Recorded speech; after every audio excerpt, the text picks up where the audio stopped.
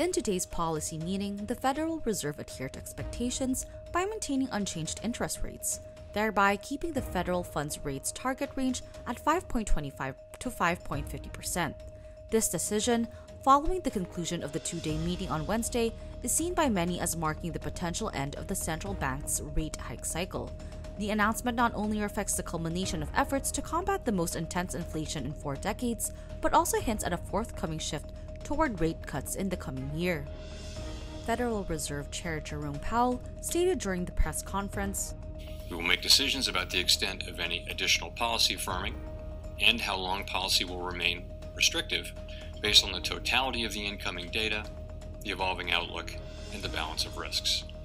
The Fed's monetary policy actions are guided by our mandate to promote maximum employment and stable prices for the American people. My colleagues and I are acutely aware that high inflation imposes significant hardship as it erodes purchasing power, especially for those least able to meet the higher costs of essentials like food, housing, and transportation. We're highly attentive to the risks that high inflation poses to both sides of our mandate, and we are strongly committed to returning inflation to our 2% objective." Despite Wall Street's expectations for more aggressive rate cuts in 2024, Federal Reserve officials project a tighter monetary policy, with a forecasted federal funds rate of 4.6% by the end of the year.